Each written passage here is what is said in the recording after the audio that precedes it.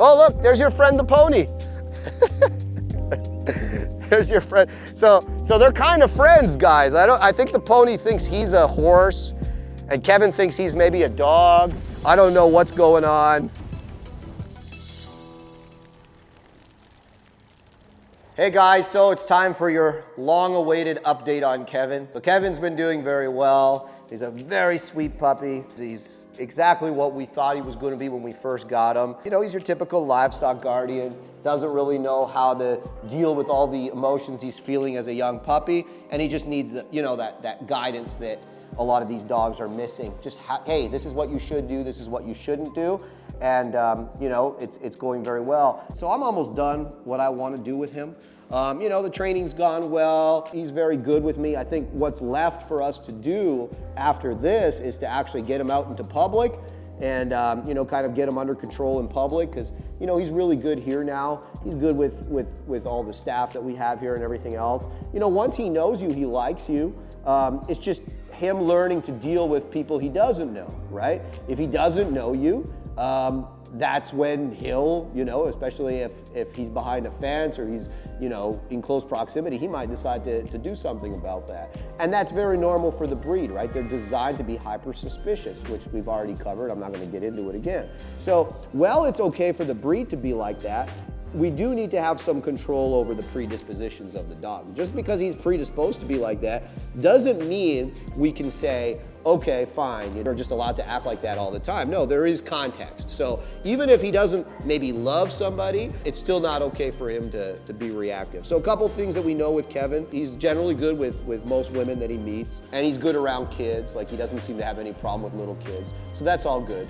But if it's somebody he doesn't know, especially a strange guy, you know, then you're gonna see something. Exactly. There's a strange guy right there. Hey. No, actually it was very good timing. So as you guys can see, right? It's like, he's like, hey, every time someone comes in, you see him, he lifts his head, he takes the air, he's like, do I know this person? Because dogs are actually, a lot of people think that they think in terms of visual. They're more odor. So like, he's smelling, do I know this person? Then he smells them and he's like, oh, I don't know this guy. Who is this guy? You know, so yeah, they operate off of their sight, but they also operate a lot off their nose. So, you know, Kevin's always looking for something that's different, something that, you know, doesn't match what he's used to. These dogs are designed to find the pattern. This is normal, this is normal, this is normal. That's not normal. And they hyper focus on what's not normal, whether it's a strange person, even a strange object that's left around. That's just part of who they are. So guys, I'm going to show you some of the training that we've been doing. Now, it's not exactly what I would call sexy obedience, but he is obedient, he is good, he does listen, and you know, that's all we can ask for with a dog like Kevin. Even that guy that came in, the customer, normally Kevin would have just gone right away. He wouldn't have waited and growled. He would have gone. It's nice to see that he has the impulse control now, that he's like, you know, I'm not just gonna go and attack this guy. We're not gonna change Kevin fundamentally. What we are gonna change is Kevin's ability to deal with situations like that. We're saying, hey, I'm not sure about you, or I don't like you. It's enough for me then to say, hey, Kevin, knock it off, not this guy. All right, guys, so there is actually a customer out in the parking lot, so this is a good opportunity for us. So you can see he's hyper aware of Dylan, right? And that's normal because he hasn't seen Dylan yet. So he doesn't like guys, he definitely doesn't like strange guys. So you can see he's hyper aware, but he isn't going off on him, which is good. And he's able to come off of him. So if he's like going towards Dylan, Kevin, good job. I want to see that he's able to break off of Dylan. He's not just gonna go for him. So I'm gonna run him close to Dylan now. Again, guys, you'll notice that I don't keep the leash super tight. I let him make mistakes, obviously within reason, but you can see now it's like, he's not going for him. He's aware of him, but he's, Kevin, be good. His breathing picked up there, so I was just like, hey bro, don't do that. So as you guys can see, we've got the reactivity way down. What I've been focusing on is some fundamental behaviors with Kevin. Things, it's the leash, you dummy. There you go. Things like a place command, things like a recall. You know, I've been training Kevin to the e-collar. For those of you wondering how we're doing all of that, it's not like your typical process. You have to be a little bit more careful with dogs like this, how you train them to accept pressure. What I find with a lot of livestock guardians, a lot of molossers and stuff like that, is that They're not very productive with pressure, but of course, if you know anything about dog training, you know pressure is a necessity if you want to create some level of reliability in your work, especially for dogs like this that are capable of hurting somebody or another animal. I have a very specific conditioning process that I follow where I teach the dog how to react productively to pressure before I actually trust the dog and trust that the pressure is going to be enough to reinforce the training. So as you guys know, we used a lot of positive reinforcement to bring him along.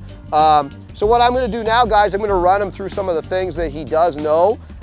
Here, I'll just take him off the leash. It'll be easier for me. Off-leash training, Caucasian OVCHARKA. When I call him, I do want him to come. I am rewarding him sometimes. Kevin, good boy. Kevin, good job. That's my boy. That's my boy. That time he just got some praise. Come on.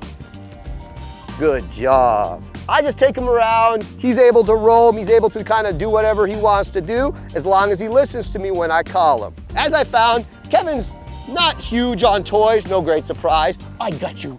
I got you. I got you. But he does like the physical interaction, playing. Oh, Kevin, Kevin, Kevin. Whoa, whoa, whoa, whoa, whoa, whoa, whoa, whoa, whoa, whoa.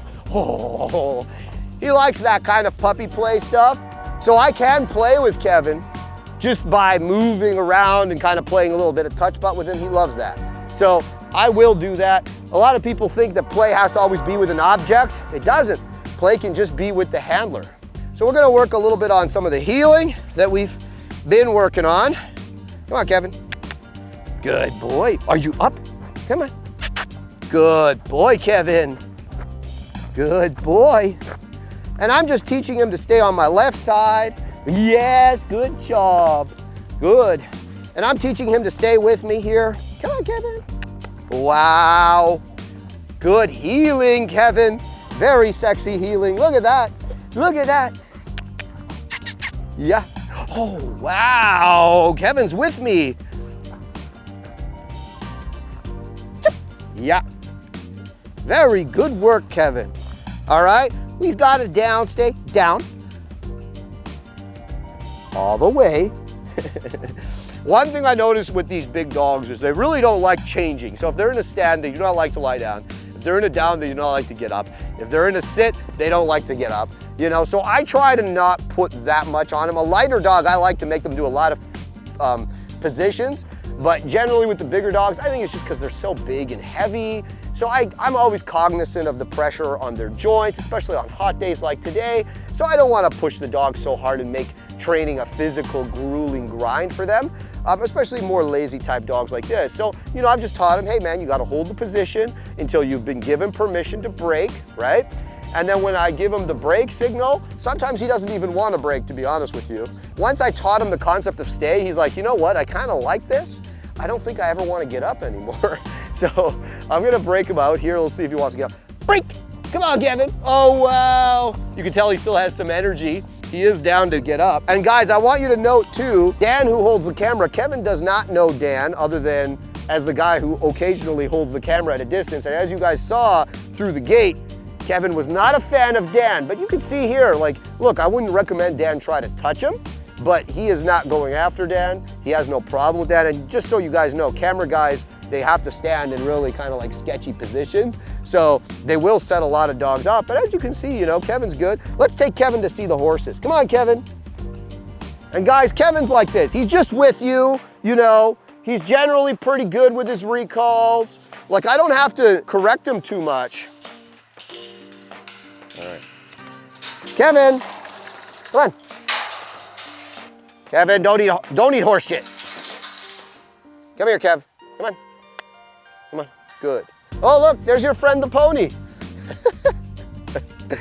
There's your friend. So they're kind of friends, guys. I think the pony thinks he's a dog, or he's a horse, and Kevin thinks he's maybe a dog. I don't know what's going on. You like the pony, Kevin?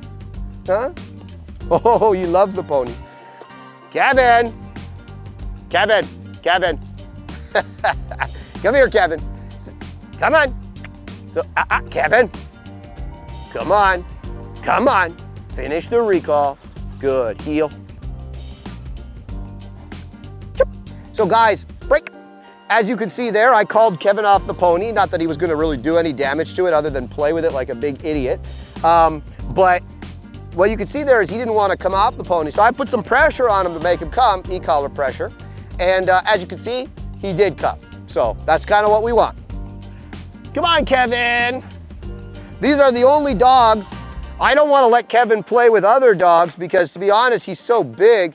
And growls at him, he likes to kind of, you know, unless it's a female, he likes to match it. And the only females I have right now are pretty small, and I'm just worried he might be a little bit too rough with them. So for now, Kevin plays with horses. There's your other friend, Champ.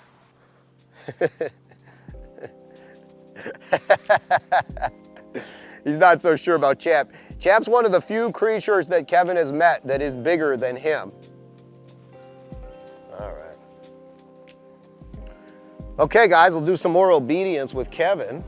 Oi, Kevin. Heel. Come on. Good boy. Uh-oh, where are you? Kevin, come on. Wow, you're here. Good job. Good work. Good work, Kevin. Yeah, yeah, yeah, yeah. Good boy. Come on, Kevin. Wow. Wait, wait. Good. Sit. Oh, choking a little bit. I think he breathed in a kibble. Yeah, he breathed in a kibble. Don't worry, he'll get it up. Poor Kevin. You okay? Yeah, he breathed it in. Look, he spit it out now. He's like smelling it like it's like a bad guy or something. You okay? Sit. Kevin, sit. Yeah, good job, man. Good. And there I was just making a point. Remember I said I don't do the positions a lot, but when I do ask for them, I know he knows what it is. I don't care what you're smelling. If I ask you to do it, you must do it. Sit. Sit.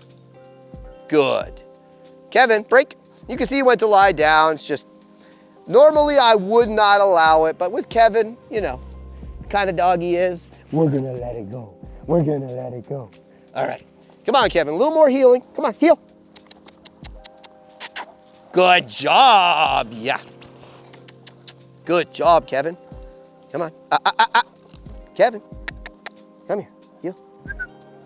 Good, good. Sit, sit. Come on, ass down, ass down. Good job, good boy, good. As you can see, the reason I brought him in here is because the horses are a little distracting and he's more likely to make mistakes. I'm not gonna correct him here if he breaks, by the way. That's awesome. Look at that downstay, guys. Kevin! Woo! Come on, Kevin. Heel. Whoa, where are you going? Yep. So the entry to heel there could use a little work. Down. Down. Good. Kevin! Come on, buddy. Heel. That was way better. I know a lot of people are like, oh, you know, check, he's got an ear infection. He doesn't have an ear infection, guys. He just doesn't like, so the e-collars I'm using have very long probes, obviously, because of the coat that he has. He sometimes just shakes his head because he feels those probes touching his skin and he's not used to anything touching his skin there, and that's all it is. And I'm not even pushing the button or anything, it's just, he just feels the collar. Obviously, it has to be snug enough that the probes touch his skin, otherwise it will not work. So that's what that head shaking is from. It's just feeling the probes on his neck, that's all. So guys, where do we go with Kevin from here? Let's talk about where we go. So obviously the obedience needs more work.